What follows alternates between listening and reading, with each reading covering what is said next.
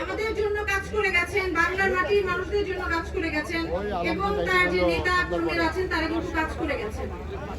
আমাদের সাততলার জন্য যথেষ্ট অর্থের দিক থেকে হোক, বিভিন্ন ত্রাণ হোক, বিভিন্ন ব্যবস্থা তারা করে গেছেন এবং সাহায্য করেছেন। আমাদের মরহুম বেগম খালেদা জিয়া তিনি কিন্তু বাংলাদেশের প্রথম নারী প্রধানমন্ত্রী এবং বেনজির ভুট্টোর পরে মুসলিম বিশ্বের দ্বিতীয় নারী প্রধানমন্ত্রী তিনি ছিলেন এবং আমাদের বাংলাদেশে তিনি নতুন নতুন অনেক কিছুই নিজেই চালু করে গেছেন, যা পরবর্তীতে হয়তো অন্য সরকাররা চালিয়ে গেছেন অথবা অনেকভাবে অন্যান্য জনগণকে বিভিন্ন অধিকার থেকে বঞ্চিত করেছেন।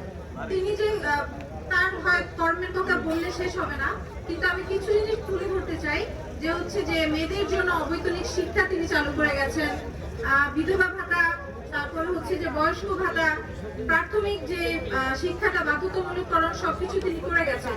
এই সবকিছু তিনি করেছেন হচ্ছে যেন সাধারণ জনগণ, সুবিধা বঞ্চিত এলাকার যে মানুষজন আছেন তারা যেন আবার সেই মূলধারায় ফিরে আসতে পারেন।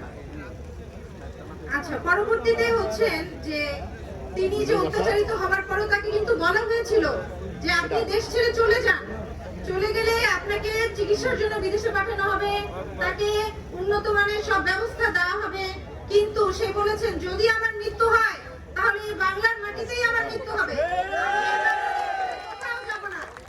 সে কিন্তু তার কথা রেখেছেন। তিনি সর্বস্তরের মানুষদের জন্য সবসময় এখানে ছিলেন।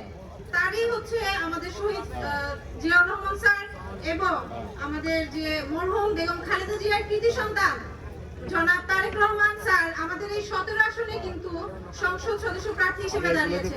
আমাদের এই 17 আসনের জনগণের সকলের জন্য কিন্তু এটা একটা সৌভাগ্য যে তিনি এখানে প্রার্থী হিসেবে দাঁড়িয়েছেন। আমরা কিন্তু সরাসরি ভাবে আমরা তাকে যে কোনো আবদার হোক, যে কোনো কিছু আমরা সরাসরি ভাবে বলতে পারবো। এটা আমাদের জন্য একটা সৌভাগ্যময় একটা সুযোগ।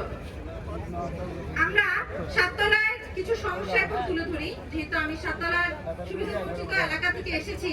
যে আমাদের এলাকায় কিন্তু বর্তমানে দেখা যাচ্ছে যে নারী অর্ধেকের সংখ্যার দিক থেকে অর্ধেকের বেশি হচ্ছে নারী। তারা কিন্তু জীবনের তাগিদে বিভিন্ন ক্ষেত্রে বিভিন্ন পেশার সাথে জড়িত। তারা কিন্তু দেখা যাচ্ছে যে অনেক সময় পরিবার চালাতে হিমশিম খেতে হচ্ছে। তো আমাদের তারেক জিয়া স্যারের যে একটা পরিকল্পনা আছে ফ্যামিলি কার্ড, যেটা প্রত্যেক ঘরে ঘরে যে নারী প্রধান যে আছেন তাদের জন্য কিন্তু একটা বিপুল একটা সুখের সংবাদ যে তিনি এই ব্যবস্থাটা করবেন। তারপর হচ্ছে যে তার আরো কিছু পরিকল্পনা রয়েছে, সেই পরিকল্পনার মধ্যে কিন্তু উন্নত মানের অগ্নি নির্বাপক ব্যবস্থাও রয়েছে। আমাদের এখানে কিন্তু যে ঘরবাড়িগুলো আছে সেটা কিন্তু একটি ঘরের সাথে আরেকটি ঘর লাগিয়ে আছে। কতদিন আগে কিন্তু করাইলে বিশাল একটা অগ্নিসংযোগ হয়েছিল, সেটা হোক দুর্ঘটনার মাধ্যমে হোক আরো ষড়যন্ত্রের মাধ্যমে। আবার সাততলায় কিন্তু ঘন ঘন বা ভাষান্তিক হোক বিভিন্ন এলাকায় কিন্তু এরকম অগ্নিকাণ্ড ঘটেই চলে। তো সেখানে কিন্তু আমি আমার বিশেষ করে সাততলার জনগণদের জন্য আমি বলবো যে সেখানে যেন অগ্নি নির্বাপক ব্যবস্থা আরো উন্নত মানের করা হোক এবং সেখানে যে অবৈধ লাইনগুলো রয়েছে, কারেন্টের লাইন হোক বা গ্যাসের লাইন হোক, তার